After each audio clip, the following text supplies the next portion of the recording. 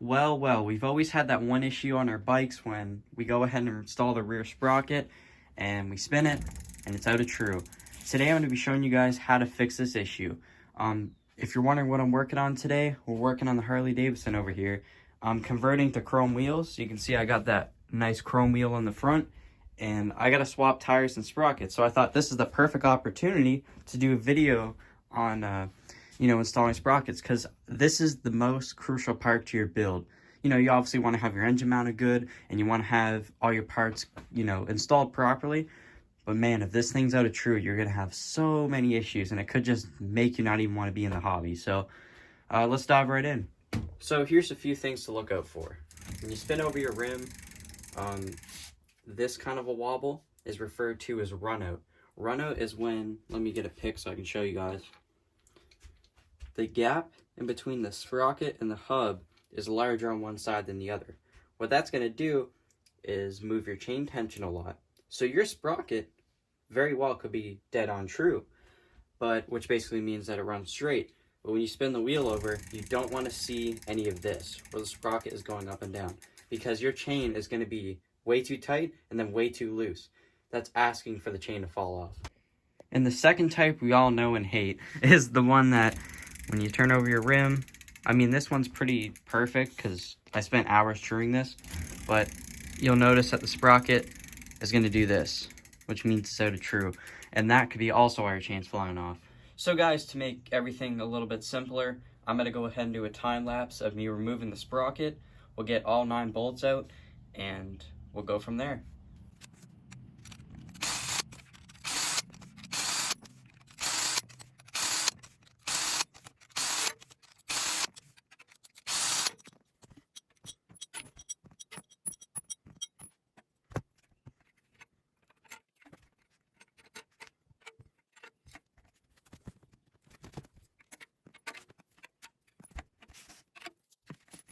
Okay guys, so I got the old sprocket off. I'm going to go get the new rim and we're going to start mounting up the 36 tooth. Whoops, I forgot to tell you about this one. I've been working on this for probably a week and a half. This is my new hybrid 70cc Minarelli. It is a horizontal Minarelli, which basically means here there's no intake. It's just a case reed. And Smoke Performance is actually coming out with a billet case that you can just bolt this onto. And I was like, you know what? This YD, I mean, it's alright, but it doesn't have that much power.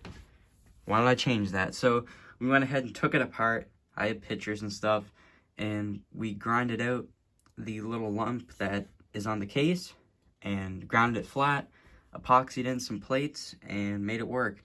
But running a G2 reed, 21mm carburetor, I'm getting a better rad hose for this. Had the cut and welder jog pipe. Well, it's a CDH 67, pretty much the same. The stinger's a little bit longer on this one. And the cylinder is stock porting. We're going to see how it performs, and if need be, I will raise the boost port, as a lot of guys do with this stuff. Moses, shout out to you, buddy, for sending the spacers. Really appreciate that. And this build's all coming together. I got a CNC head coming for it, so stay tuned. So guys, I got to remove the old tire. Easy way to do it is to use a flat tip screwdriver and put some tape around it so it doesn't damage the rim. And just work your way around. So start here, pop it up, hold it with your finger, go to the next spot, pop it up, and just keep working your way around the rim. And then you'll be able to pop the tire off like it wasn't even there. Be careful, you might pinch the tube. You can always patch it later, but with the tape, you have a pretty low chance of doing that. But we'll just keep working our way around the wheel, and then, like I said, we'll go ahead and install our new sprocket onto the chrome back wheel. Also, those other rims are thicker, so I'm actually doing an upgrade technically.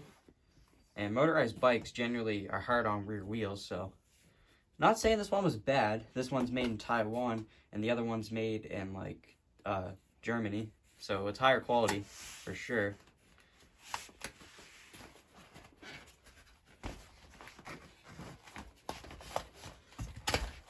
Get that old tire off. I hate when I put tape around here because it always takes forever to come off. There we go. And we'll ditch that old wheel. I'm sure it's good for something, but the chrome ones just look a lot nicer. There's our tire, all ready to go. Okay, got the tire mounted onto the rim. Now I'm gonna go ahead and start threading the washers, the rubber washers, into place. Just like that. Then get this one that goes over top. And get your dirty old sprocket on the bike. Now here's the thing. What you could do is put zip ties around here. But in my case, look, there's not that much play. So I think if I take electrical tape and I do one pass, that should shim up the sprocket properly. Then we can drop our bolts in and go from there. So as I'm dropping these sprocket bolts in, I just remembered that if you guys can spare a little bit of money, go ahead and get yourself some 1/4 inch by 20 sprocket bolts. I don't remember the exact length, but they're really good, well made American bolts. They're not going to strip on you. And you also want to go ahead and get the 1/4 inch nuts. I don't know, I like these a lot better. They're not cheap Chinese hardware that snaps off or whatever. Okay, so you can see that's how it's going to set up. Then take some tape, and Project Farm did this, you'll probably notice. That's where I learned this trick anyways. You want to tape the head off where the sprocket bolts go so that they sit flush and they don't fall out while you try to put your plates on and stuff. So just get yourself a roll of duct tape and start taping it up.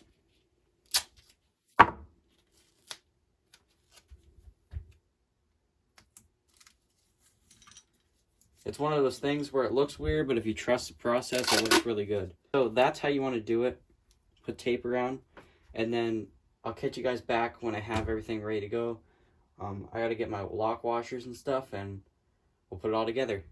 Okay guys, so here I'll show you here. Got all the little nuts on the other side of the sprocket, and you can see how putting the tape on really makes it easy to hold the bolts for you. So now we're going to use our drill. And you can do it by hand, but if you have a little hand drill, and I'll show you it in a second, it's not a bad idea, especially for this, because there's 9 of them, right? So you're going to be here for a while if you're doing it by hand. Tighten it down. So some drills, like this one here, is going to have torque ratings, okay? I start mine out at 1, because I don't want it to be a super crazy amount of torque. I'm going to peel this off. It shouldn't leave any residue, but if it does, you can just use WD-40 to get that off. But see how that tape worked out really good? It shimmed it up nice. So now, we don't got to worry about run out. All we got to worry about is the trueness of the sprocket. Okay?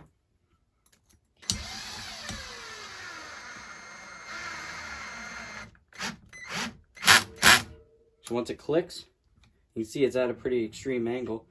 Then you just follow the one across.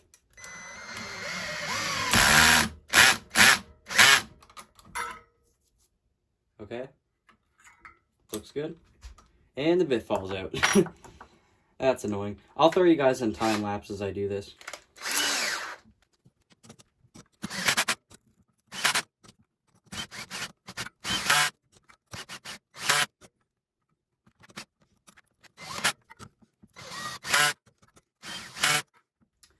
So that's the first round of torque. Now we're going to go up to 4 foot-pounds. I don't think it's necessarily foot-pounds, it's just the number, but it doesn't matter. As long as it's all even, right? Oh, let's give it some.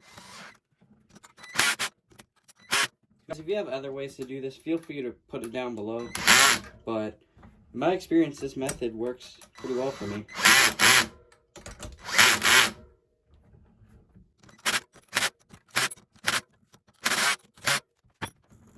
So you can see it's actually quite off, and I mean, I expected that.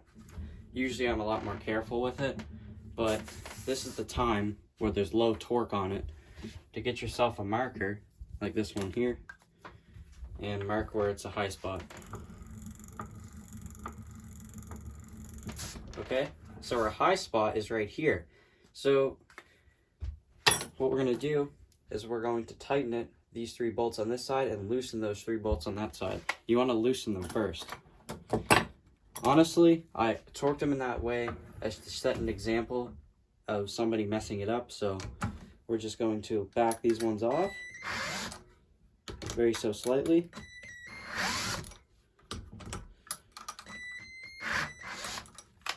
And tighten these ones.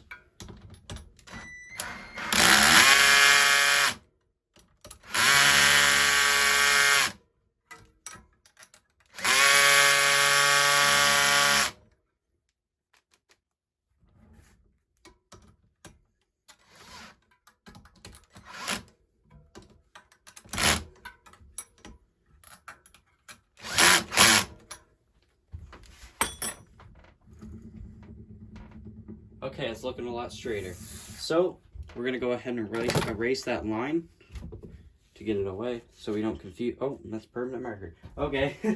Let's see what I got here to wipe that off. Let's try some WD. Might take it off. Nope, I guess we're just gonna have to use a different color. I can get that off after the video. Let's go to 8 foot-pounds. Go around the wheel. You guys get the idea. And you just want to keep doing what I'm doing there. We'll get this all trued up, and I'll put it back on the bike, and if I run into any other issues, I'll let you guys know.